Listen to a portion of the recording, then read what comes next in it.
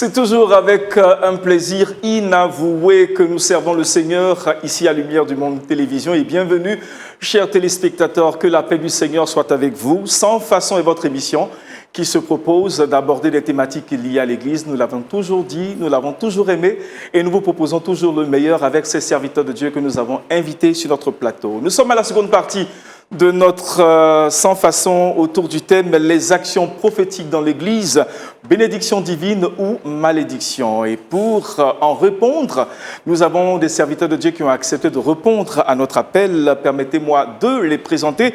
Nous commençons aujourd'hui par le pasteur Rabé Jean-Omer. Pasteur, bonjour. Bonjour frère. Et puis on rappelle que le pasteur est principal de l'Église des Assemblées de Dieu du quartier Akwedo, cité Cyr, chapelle internationale La Divine Grâce. Exactement. C'est en Abidjan, bien sûr. Oui, Abidjan. Pasteur, Abidjan, merci d'être venu. Merci beaucoup, merci pour l'invitation. Et depuis la semaine passée, il y a eu déjà des réactions? Oui, bon, les gens nous suivent, hein? Oui, les gens nous suivent, les gens écoutent, les gens analysent.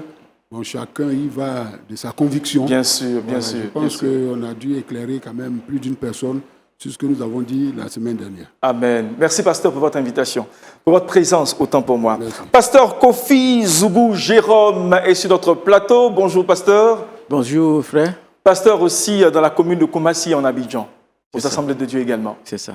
Que l'Éternel vous bénisse. Amen. Et ça vous a fait du bien, le débat de la semaine dernière? Ça m'a fait très bien.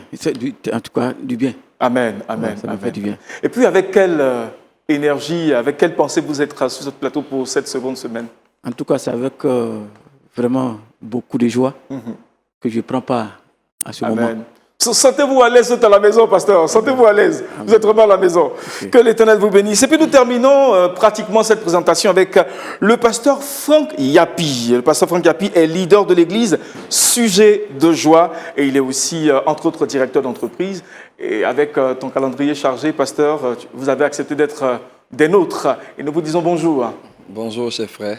J'espère que vous allez bien. Bien, ça va. Pensez-vous que nous avons atteint l'objectif autour du sujet pour ce qui concerne la semaine passée?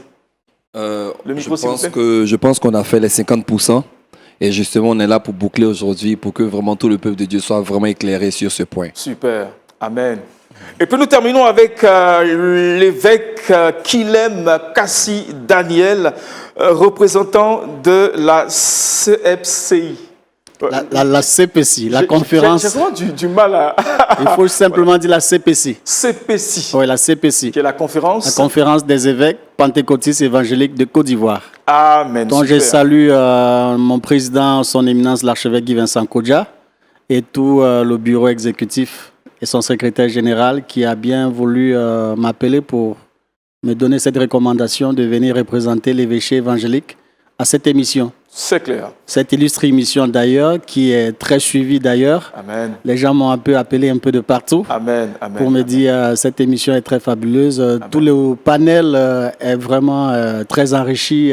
Nous savons que aujourd'hui, beaucoup de bonnes choses se diront encore. Amen. Nous rappelons que vous êtes le fondateur de la mission universelle apostolique d'Afrique. Exact. Voilà donc ainsi présentés les serviteurs de Dieu sur notre plateau. Nous rappelons la thématique, les actions prophétiques dans l'Église, une bénédiction divine ou une malédiction. La semaine dernière, nous avons abordé les aspects définitionnels. Nous avons abordé les aspects prophétiques dans la Bible et nous avons découlé sur les œuvres prophétiques dans l'Église d'aujourd'hui. Et c'est à cela que nous allons nous atteler d'apporter les 50 autres % d'ajout pour la compréhension du téléspectateur selon le pasteur Franck Yapi.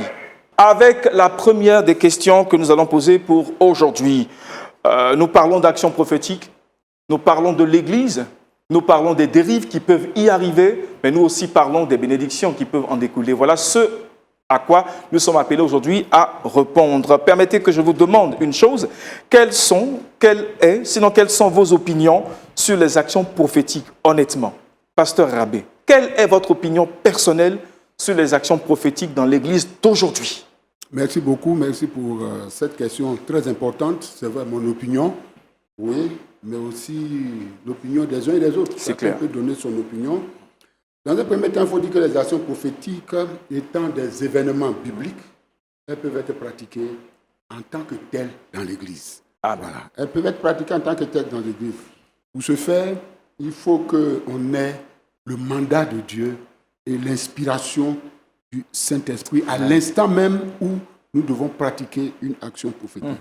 Donc cela doit se faire par, comme je l'ai dit, l'action du Saint-Esprit.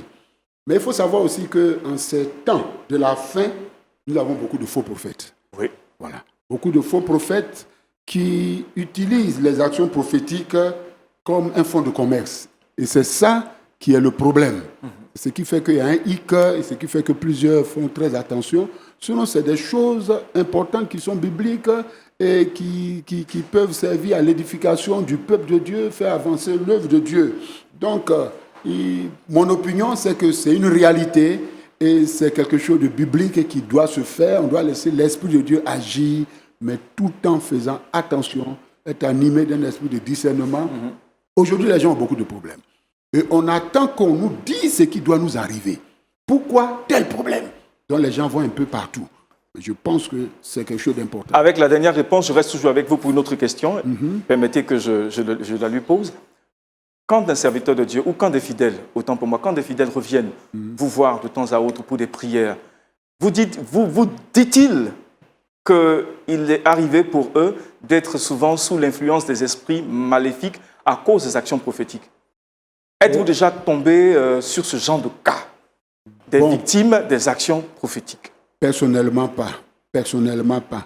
Voilà, personnellement pas. Mais quand quelqu'un vient pour une aide dans la prière, il faut l'écouter. Il faut savoir ce qui s'est passé, quel est son besoin réel. Et en même temps qu'on l'écoute, être à l'écoute du Saint-Esprit pour nous orienter, pour nous éclairer. Amen. On peut discerner qu'il y a une action prophétique qui s'est posée, une fausse action prophétique qui s'est posée. On peut le discerner et donner des conseils et prier pour la personne. Voilà ce qu'on peut faire. Pendant que tu écoutes le besoin d'un fidèle, en même temps, tu es à l'écoute du Seigneur qui t'oriente, qui te donne un éclairage par rapport à ce qu'il faut faire, par rapport à ce qu'il faut poser comme acte ou même par rapport à la prière qu'il faut apporter pour solutionner ce problème. Merci beaucoup, pasteur. Nous allons à l'évêque Kilem pour la réponse. Je voudrais tout simplement dire que moi, mon opinion est positive. Les actions prophétiques ont un très grand rôle à jouer dans l'Église parce qu'effectivement, leur but est d'apporter des solutions miraculeuses au peuple de Dieu. Maintenant, le pasteur Rabé a dit tout à l'heure, parlant des faux prophètes, je dirais qu'il n'y a pas de faux prophètes, mais il y a des prophètes qui ont manqué leur objectif, leur mission. Ils ont fait ce qu'ils n'étaient pas appelés à faire. Et c'est ce qui les rend entre griffes faux. Maintenant, pourquoi l'Église souffre aujourd'hui? L'Église souffre aujourd'hui parce qu'elle ne veut pas agir dans la complémentarité. Moi, je sais par exemple que le pasteur Yapi est potentialisé dans le ministère dans tel domaine, mais je veux tout faire, maître de tout et propriétaire de rien. Donc, je dois pouvoir, comme dans l'ordre des médecins, appeler mon confrère qui a cette capacité dans ce domaine. J'ai un problème avec un de mes fidèles, je prie, je n'ai pas un solutionnement, je dois pouvoir appeler mon frère pour dire, viens, prions ensemble, et qu'est-ce que l'Esprit de Dieu te dit par rapport, voici le cas de ce fidèle. Je crois que nous devons arriver à ça, à jouer sur cette lancée-là, à agir sur cette lancée-là pour pouvoir se compléter. Il y a des personnes à qui Dieu a donné le mandat d'agir efficacement dans les actions prophétiques. Ils sont vraiment très, très aptes à recevoir des instructions par rapport à des situations. Nous avons vu par exemple, paix à son âme, l'apôtre Zacharie Adetola par exemple. Nous voyons le carrefour qui était avant le carrefour de la mort, mais Dieu lui a donné l'instruction d'aller et de poser une action. N'oublions pas que nous sommes sur une chaîne internationale. Tout le monde ne connaît pas nécessairement le carrefour de la mort. Ah d'accord. Bon, c'est ici en Côte d'Ivoire, à Cocody, bien entendu. Il y a un carrefour qui était auparavant appelé carrefour de la mort, qui est désormais appelé carrefour de la vie. À Cocody. Donc, il a reçu cette instruction. Nous avons le papa au Congo, l'apôtre Mutombo, qui est même en Côte d'Ivoire en ce moment, qui est un homme des grandes actions prophétiques. Donc, nous devons pouvoir, l'Église doit pouvoir savoir reconnaître les valeurs intrinsèques des autres serviteurs de Dieu pour qu'on évite d'aller dans les déraillements et de ne pas pouvoir appeler les autres faux prophètes, faux pasteurs, Voilà un Très peu. bien. Merci. Merci beaucoup, évêque. Je voudrais, je pense Oui, pasteur Abbé. je voudrais que l'évêque comprenne, quand on parle de faux prophètes, il ne faut pas qu'il dise qu'il n'y a pas de faux prophètes. Un prophète mensonger qui dit du mensonge, il est faux. Donc, ce n'est pas le thème qu'il faut regarder, c'est le contenu. Voilà. Parce que si on dit que c'est un prophète qui a fait une déviation, le diable sème dans l'Église et au milieu des enfants de Dieu de faux. C'est clair. Qui ne sont pas de Dieu. Et ça, il faut en être courageux. Il ne faut pas dire que, bon, il n'y a pas de faux prophètes. Il y en a de faux prophètes. Et c'est parce qu'il y a de bons prophètes qu'il y a de faux. Parce qu'il y a de bons qu'il y a de faux. Parce qu'on ne peut pas appeler quelqu'un faux s'il n'y a pas de bon. C'est clair. Ok. Moi, je parle des gens qui ont un esprit des prophètes de mensonges. Vous aurez l'occasion C'est ceux-là après. que j'appelle de faux prophètes. Voilà. C'est clair. Merci beaucoup. Pasteur Yapi, Ok. le micro, s'il vous plaît. Je commence par la terminaison du pasteur. Faux prophète, vrai prophète. On va dire que on dit qu'un prophète est faux lorsque il n'est pas de Dieu, carrément.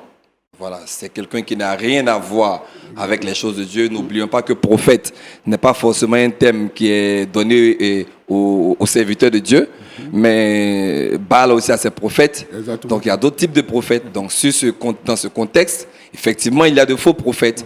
Mais pour la plupart du temps, ce qu'on voit, on voit des gens qui ont été appelés par Dieu, mais qui, à cause de l'envie de vite paraître, envie d'atteindre rapidement un certain nombre de niveaux, La cupidité également. voilà la cupidité, ils commencent à faire des choses. Et du coup, on leur attribue le nom de faux prophètes alors qu'ils ont vraiment été appelés à la base par Dieu. Est-ce que, à cause de l'envie de paraître et de la cupidité, un tel prophète ne peut pas se mettre aux actions prophétiques pour appâter? Alors, je voudrais dire que la particularité de l'action prophétique, c'est le côté inspiration. Et comme je l'ai dit tout à l'heure, c'est le meilleur moyen pour quelqu'un qui a envie de faire du faux, de dire, par exemple, voici ce que Dieu m'a dit. Parce qu'il n'y a aucun baromètre. C'est cela. Et on ne peut pas dire, tu as dit ça, viens qu'on scrute directement tout ce que tu as dit à la lumière de la parole de Dieu avant que tu ne fasses. Donc tu finis de faire, tu finis de poser toutes les actions prophétiques, tu profites des fruits de ce que tu as fait, et puis c'est bien plus tard qu'on voit qu'il y a eu de la malversation. Vous voyez? Voilà, donc les actions prophétiques en elles-mêmes, elles sont bonnes, selon que les hommes de Dieu ont dit, mais tout dépend de celui qui pose l'action. Quelle est la motivation avec laquelle les actions sont posées? Et parce que ceux-là, ils jettent le discrédit sur tous les autres. Et s'il y a une motivation, quelles seraient pour vous les motivations qui poussent quelqu'un à faire des actions prophétiques? Une bonne action prophétique, oui. Voilà, une bonne action prophétique, on va dire que quelqu'un a été inspiré, on l'a dit depuis le départ. Une personne est inspirée de Dieu et se retrouve en train devant une situation et puis il a envie de faire quelque chose. Ouais. Le seul problème, c'est que quand une action prophétique vient à répétition, ça devient une doctrine. Et si la doctrine ne correspond pas à la doctrine biblique... Je vais juste vous interrompre un peu. Je prends le cas d'exemple de celui qui, par une action prophétique, par une inspiration divine, a utilisé du sel, le mettant dans de l'eau, a fait boire quelqu'un, et puis il y a eu des guérisons, et qui se permet d'utiliser bien souvent du sel dans les églises où il part. Justement, là, on sort carrément. On est conscient que l'action prophétique, c'est quelque chose qui t'a été inspiré sur coup. Tu as fait, ça a marché, gloire à Dieu. Mais quand tu commences à reprendre, à répéter, ça veut dire que là, c'est plus une action prophétique, ça devient une doctrine maintenant que tu commences à apporter dans l'église. Or, toute doctrine doit être torchée à la lumière de la parole de Dieu. Le problème, c'est que quand il parle dans ces communautés, on ne sait pas qu'auparavant, il avait utilisé du sel. Donc, ça commence à affecter en fait l'Église. Et je voudrais que vous puissiez mettre le doigt dessus. Je pense que on l'a dit la semaine dernière, on ne peut pas inviter un homme de Dieu qu'on ne connaît pas. On ne peut pas inviter un homme de Dieu qu'on ne connaît pas si on est vraiment des responsables d'Église à gérer une communauté des enfants de Dieu. Parce que le but, c'est quoi? Le but pour lequel Dieu nous a mis à la tête des différentes églises, c'est de conduire le peuple de Dieu dans le ciel. C'est clair. C'est ça, dans le ciel. Jésus est venu pour nous sauver et pour nous faire entrer dans son ciel de gloire. Ce n'est pas uniquement pour les bénédictions terrestres. Voilà. Donc, quand on invite quelqu'un, tout à l'heure, l'évêque l'a dit, c'est parce que la personne a un ministère qui peut être utile pour l'édification de l'église que je gère. Donc, on ne peut pas inviter n'importe qui, n'importe comment. Donc, on sait déjà, on a l'histoire de la personne, on connaît son background avant de l'inviter. C'est cela. Voilà. C'est cela. Donc, on n'est pas surpris. Si on invite quelqu'un, c'est parce qu'on partage certainement la même pensée ou bien on pense que la personne a quelque chose de plus à apporter à notre église pour son édification. Voilà ce qui peut nous motiver. Jusque-là, le pasteur Kofi n'a encore rien dit. C'est avec lui que nous allons y aller. Je vais donner mon point de vue parlant des actions prophétiques. Notons que les actions prophétiques, il faut le dire, ont leur place dans la Bible. Les actions prophétiques ont leur raison d'être. Quand nous prenons l'Ancien Testament, des personnages bibliques tels que Moïse, en tout cas, plusieurs serviteurs de Dieu ont posé des actions prophétiques. C'est clair. Jésus même a posé une action prophétique. Les apôtres. De nos jours, il y a des actions prophétiques qui continuent d'être posées. Voilà. On ne peut pas parler d'action prophétique sans parler de réaction. Oui. Une action produit une réaction. Une réaction. La réaction peut être positive comme négative. C'est clair. Et c'est quand c'est négatif que ça devient un problème. Donc je dis qu'une action prophétique, en tout cas, c'est une bonne chose. On en a besoin. Mais malheureusement, il y a des faux prophètes qui utilisent les actions prophétiques pour se faire de l'argent. C'est clair. Ils escroquent les gens et puis aujourd'hui, bon. Dans le cas où ça arrive, je ne crois pas que ce soit forcément dans le cas des églises, parce que le pasteur Abbé l'a dit, on prend soin de savoir qui on invite. C'est ça. Je pense que ça arrive bien souvent dans les programmes, dans les grands programmes de masse où on ne connaît pas souvent le serviteur de Dieu, mais on voit une thématique qu'il va débattre qui nous intéresse. Et on se retrouve là-bas en train de subir plein d'actions prophétiques qui sont contre nature. Je pense que c'est dans ce contexte.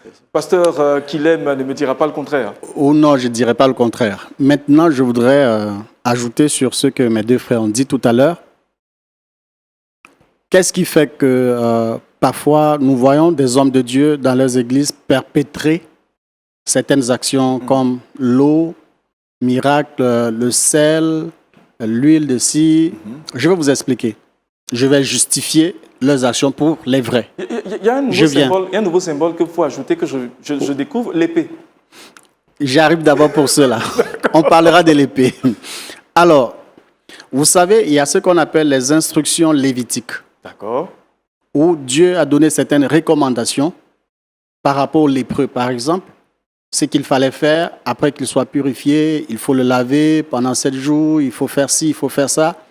Donc, Dieu peut, après avoir appelé un serviteur pour sa communauté, lui donner des instructions de manière canonique qu'il perpètre dans son ministère. Mais ce n'est pas pour aller le pratiquer dans une autre communauté. Parce que chaque communauté a son registre, a son canon. Donc, dans une communauté où il a reçu de Dieu d'utiliser l'huile pour telle chose, d'utiliser du sel, ce sont des instructions perpétuelles que Dieu lui donne et qu'il canonise au sein de sa communauté. Donc, mais il ne peut pas aller dans une autre communauté pratiquer cela. C'est pour ça qu'on j'appelle à la communication transculturelle. Donc, lorsque vous arrivez dans une communauté, vous devez vous conformer, vous contextualiser à la doctrine, au canon qui régit cette communauté-là.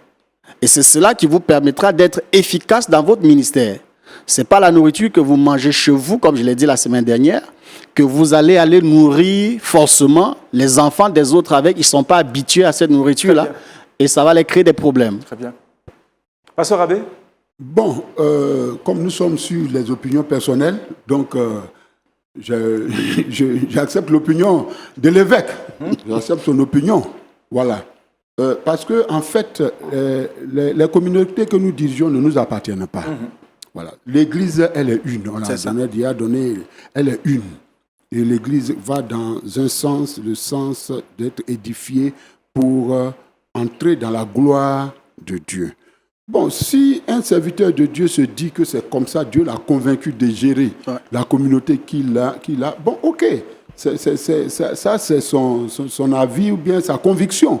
Quelqu'un ne peut pas peut-être venir le critiquer, parce qu'on ne sait pas comment Dieu lui a dit de le faire. Mais je pense que, de façon générale, quand on parle de l'Église, et là, je reviens toujours à la parole de Dieu. Je reviens toujours à la parole de Dieu. Quand on parle de l'Église, si je vais dans l'Église de mon collègue là, il y a une ligne directrice, il y a quelque chose de... Voilà. C'est clair. Voilà. Il y a des opinions. Mais ce qui devient doctrinal doit être biblique. Tout à fait. Je suis d'accord. Tout à l'heure, il a dit, ce qui devient doctrinal, si quelqu'un commence à utiliser l'huile dans son église et qu'il dit ce que Dieu lui a donné, ça devient une doctrine pour son église. Oui, exact. Et là, c'est maintenant en déphasage avec l'église dans son ensemble. Voilà. C'est dans ce sens-là que je dis, ça ne devrait pas... l'opinion, donc on ne peut pas aller contre. On ne peut pas aller contre. Sinon, je pense qu'on soit dans les communautés diverses, on a le canon qui doit nous orienter. Maintenant, quand on arrive dans le domaine d'inspiration, alors là, on doit faire attention, on doit prier, on doit avoir le discernement, on doit regarder les fruits, comme on l'a dit la semaine dernière. Il y a certains critères qu'il faut considérer pour pouvoir accepter telle ou telle chose. Voilà. Pasteur Yapi? Oui.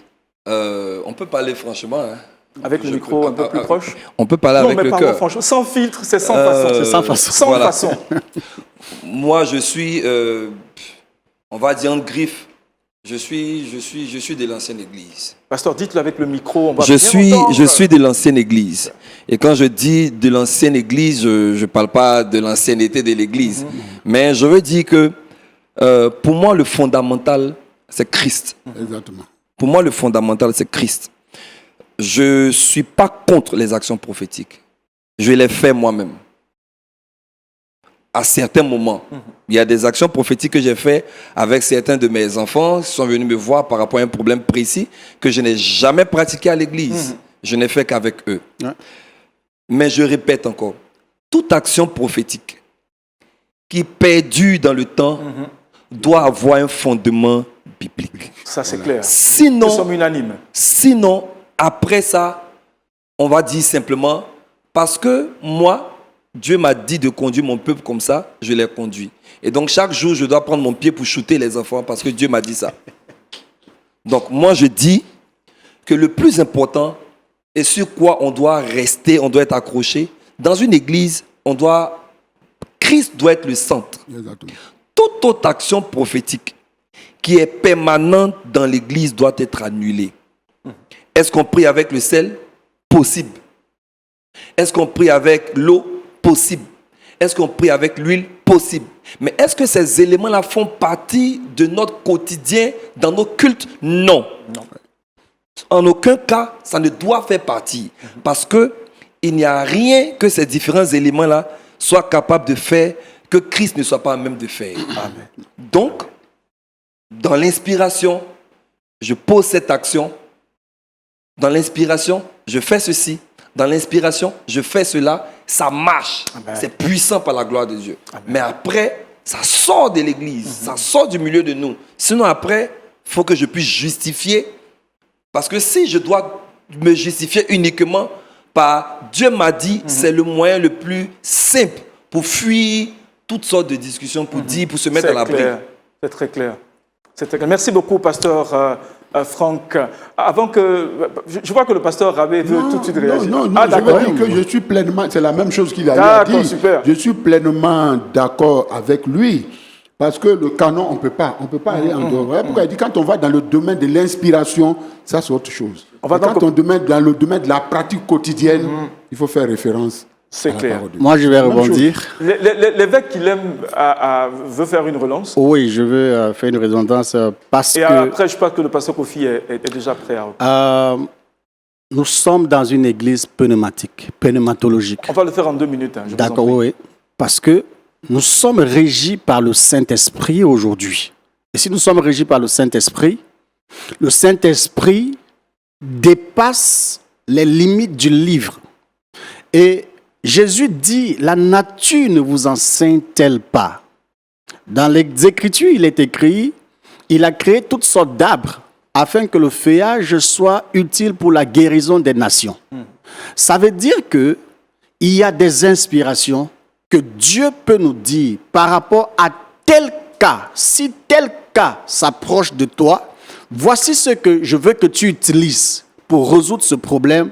Nous avons passé parfois du temps à mettre les gens dans le jeûne et la prière en vain. Or, nous pouvions avoir une inspiration divine du Saint-Esprit qui nous régit pour solutionner rapidement le problème. Et comme je l'ai dit, en tant que berger visionnaire, fondateur d'une communauté, nous avons cette capacité d'avoir un mandat lévitique pour notre communauté, avec laquelle nous opérons. Donc ça peut être du sel en permanence, selon les instructions que Dieu nous a données. Et le sel, c'est quelque chose de naturel. On n'a même pas besoin d'aller à l'église pour savoir que parfois, on doit se laver avec du sel. Parce que notre organisme en a besoin et ça régénère nos énergies. Nous sommes parfois environnés des mauvaises ondes. Nous partons de part et d'autre. Nous devons vraiment avoir cette portée spirituelle-là. Je veux pas...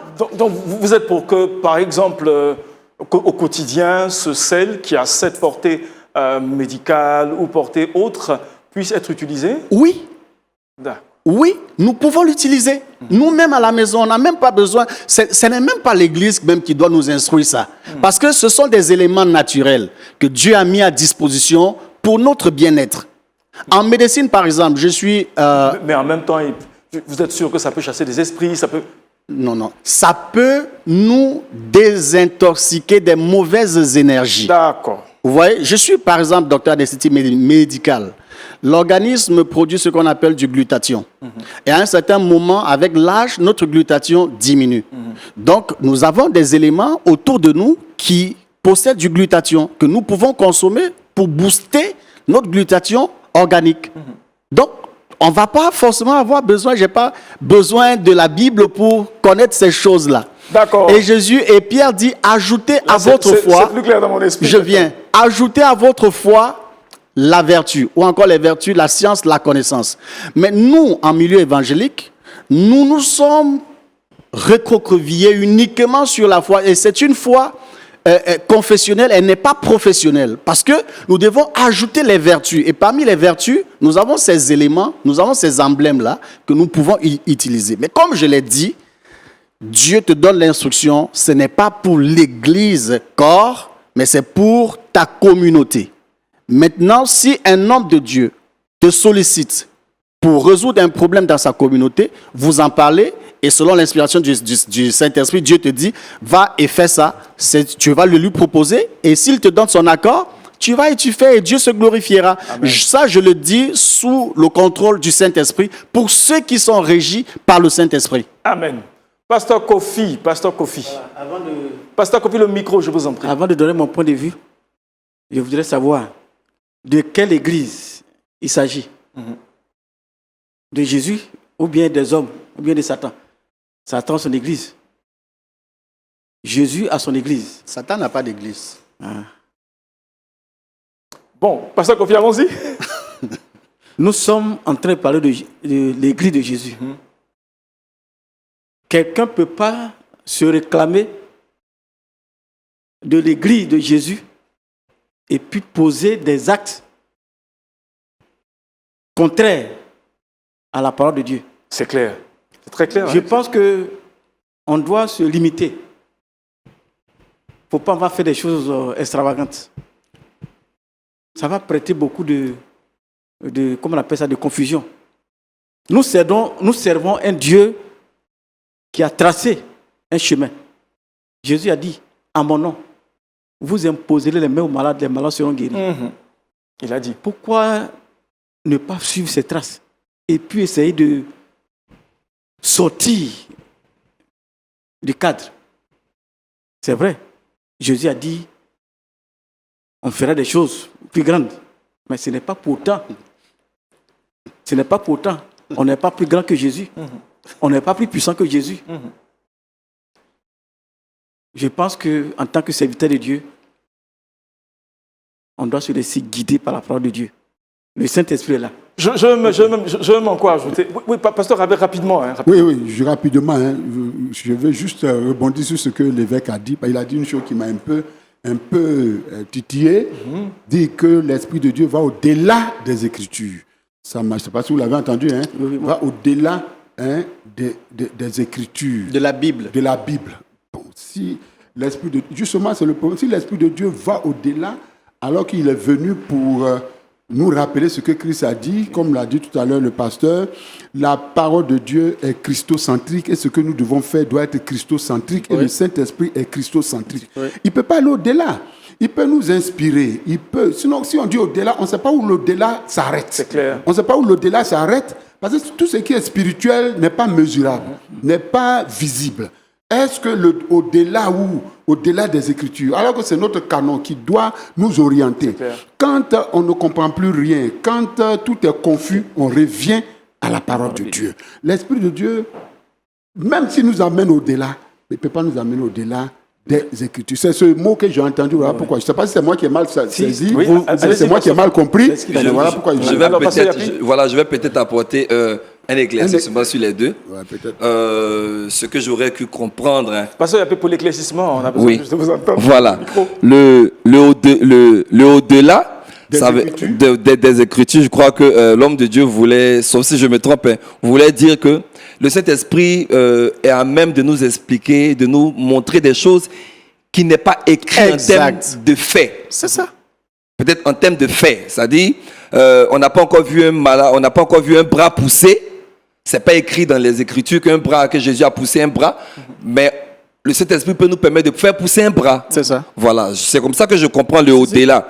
Maintenant, si le au-delà, ça va au-delà des Écritures dans le terme littéral du mot, ça veut dire que le au-delà peut constituer peut-être 1000% et puis la Bible constitue 2%. Voilà, je le dis parce que nous sommes à l'antenne et clair. tout le monde nous entend, tout le monde nous écoute. Que les téléspectateurs soient pour ne pas que l'éclairage est important. Voilà, donc du coup, on comprend que on va essayer de synchroniser pour dire que le au-delà, c'est pas le au-delà de la parole comme l'homme de Dieu l'a dit, c'est pas le sens littéral. Ça veut dire que le Saint-Esprit peut faire plus. On l'a bien compris. Hein. Voilà.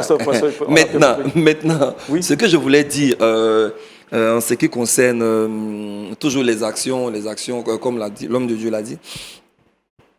Moi, je crois aux actions prophétiques. Je crois que Dieu est à même de faire, inspiré de Dieu.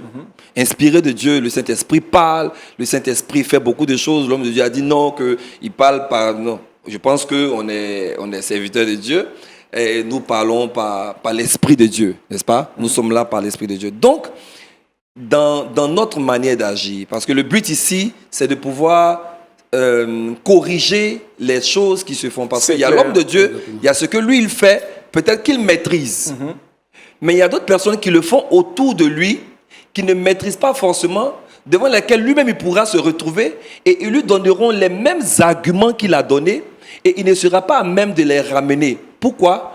Parce que l'argument n'est pas écrit. Il n'y a pas de fondement scripturaire. Donc là, tu ne peux rien leur dire. Moi, j'arrive, l'homme de Dieu, par exemple, a dit, on utilise du sel, on sait que c'est quoi? C'est du chlore, ceci, tout ça. Il n'y a pas de problème.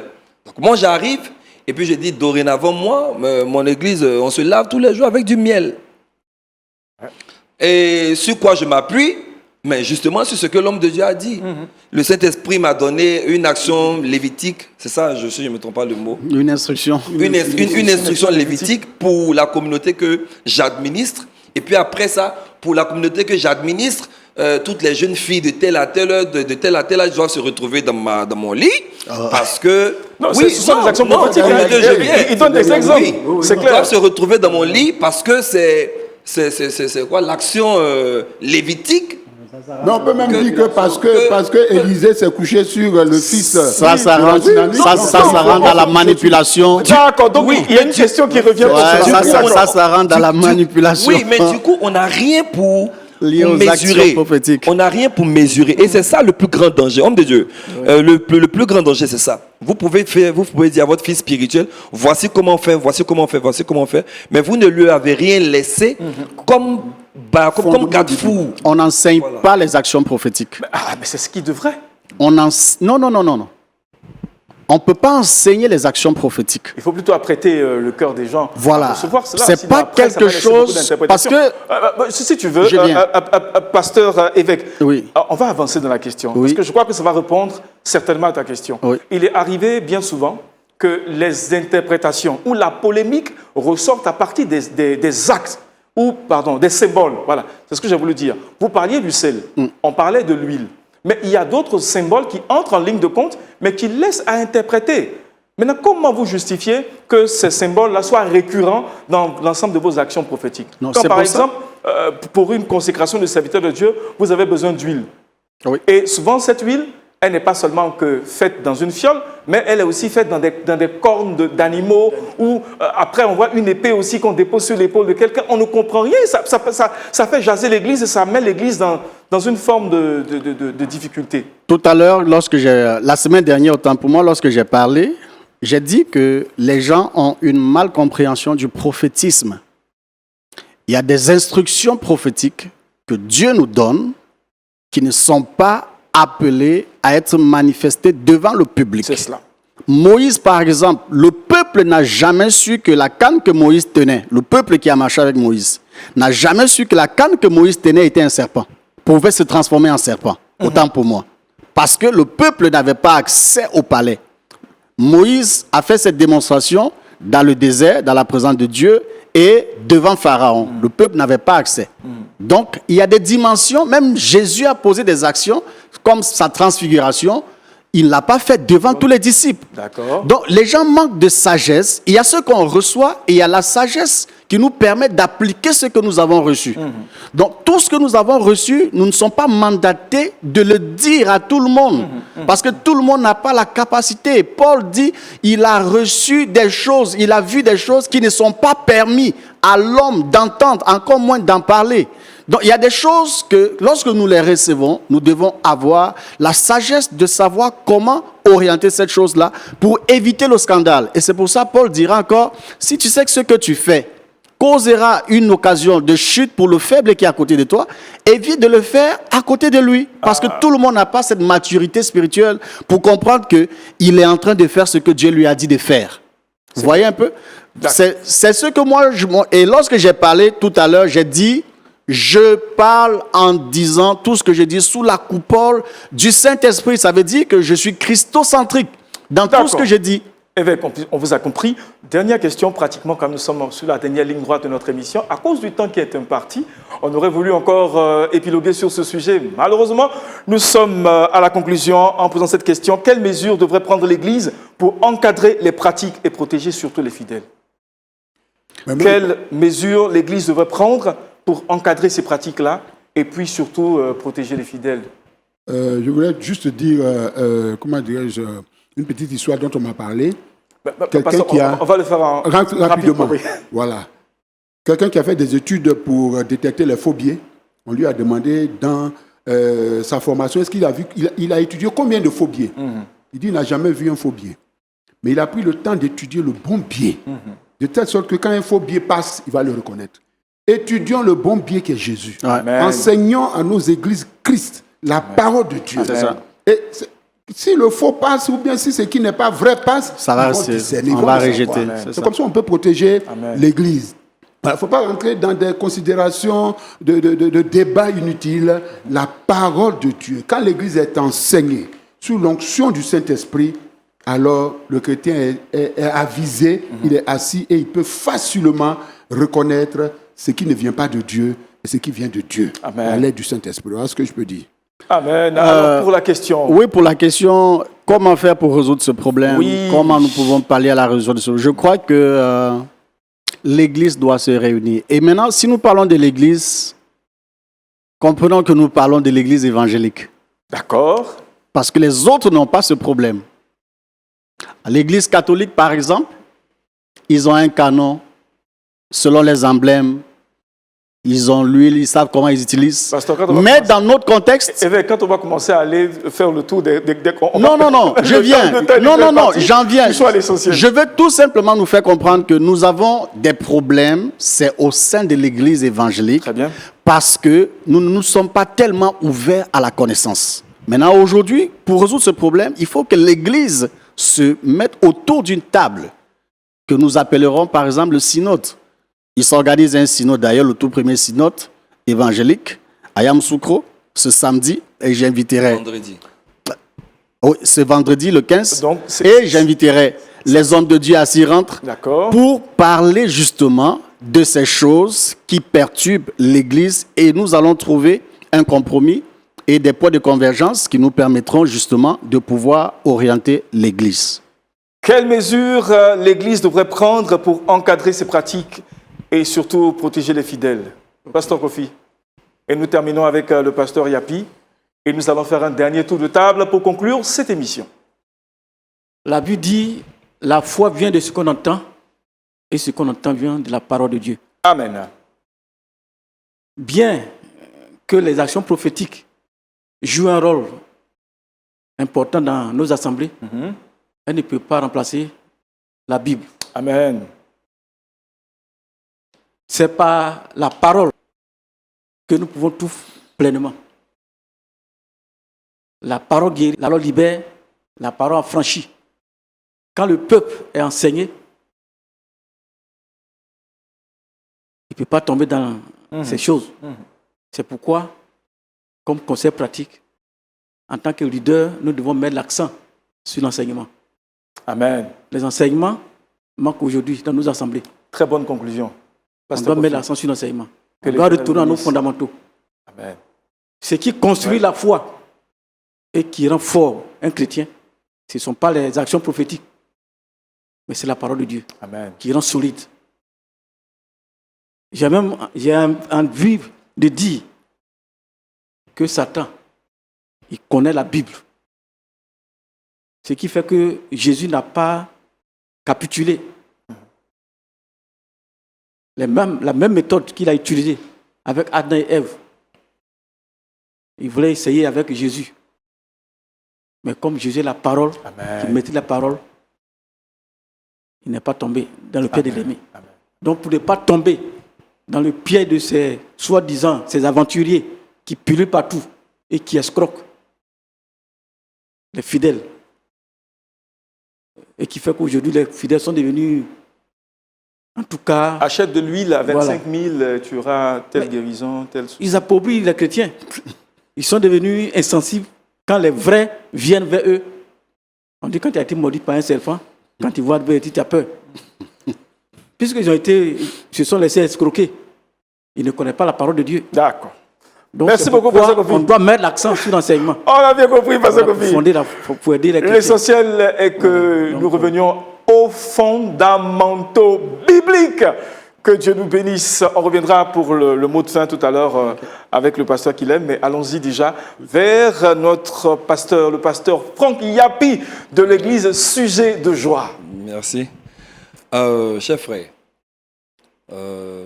je vais réagir sur 2 points pour finir. Avec le micro tout proche. Oui, sur 2 points. L'évêque a parlé d'une chose très importante, c'est le fait que les églises évangéliques ne soient pas vraiment une. Et donc ça fait qu'au milieu de nous, il y a des personnes qui se cachent pour faire un certain nombre de choses. Et tout ça, c'est sur le dos des églises évangéliques. Si nous avions la possibilité de mettre la main en tant qu'organe sur les personnes qui font des choses vraiment au grand jour, et on sait que ça, c'est vraiment réprimandable, si on avait le pouvoir de pouvoir les attraper, fermer leur communauté, parce que nous sommes une église vraiment bien constituée, qu'on refuse toutes ces dérives-là, ce problème-là serait réglé, ces personnes-là allaient commencer à se ranger. Et je pense qu'il y a un travail qui est fait par rapport à ça. Deuxièmement, on va dire c'est la parole de Dieu, mais la parole de Dieu, elle s'enseigne où? Elle s'enseigne par le leader, n'est-ce pas? Donc si le leader n'a pas enseigné ça, le peuple reçoit quoi? Ils ne reçoivent que ce qu'on leur a donné. Oui, c'est clair. Ils ne reçoivent que ça. Sinon, moi, dans une église, on peut dire les fondamentaux de la parole de Dieu. Mais si de l'autre côté là-bas, ce ne sont pas les fondamentaux qui sont prêchés, les fidèles sont toujours exposés. Donc, par derrière, ça veut dire qu'il faut travailler aussi sur les différents leaders qu'il y a.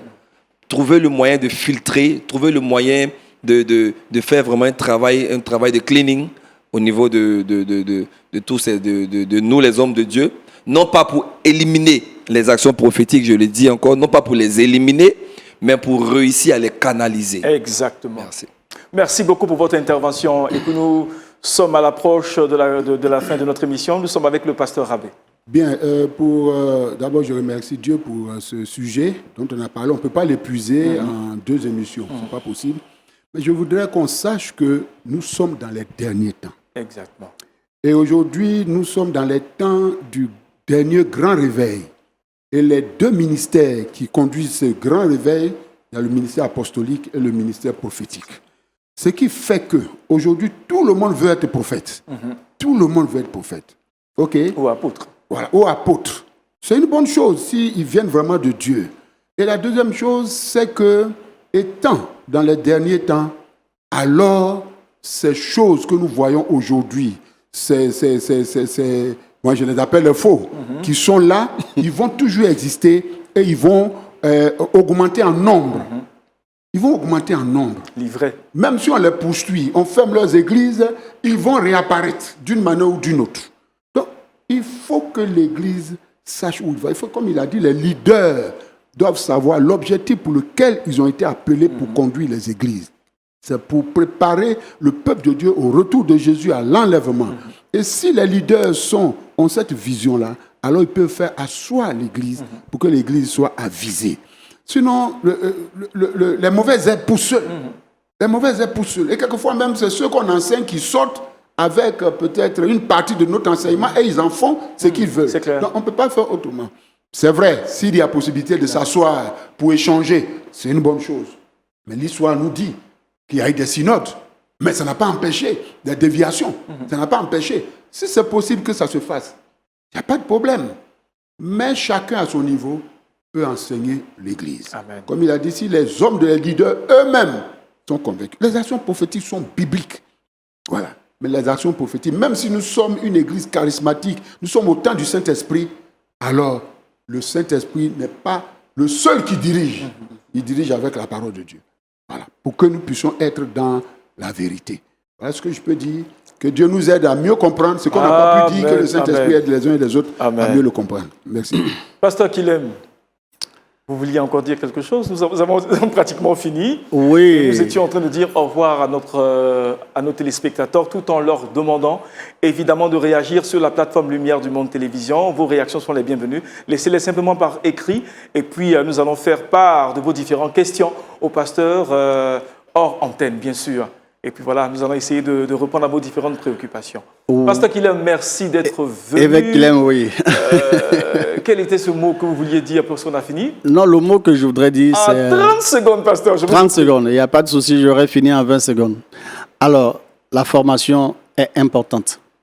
Plusieurs hommes de Dieu ne sont pas formés et ne veulent pas aller à la formation. Alors, si vous refusez d'apprendre, vous commencez à mourir.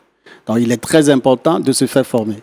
Et le seul outil qui nous permet effectivement d'enseigner, c'est le socle que nous avons, c'est la Bible. Amen. La Bible nous permet de pouvoir communiquer tout ce dont nous avons.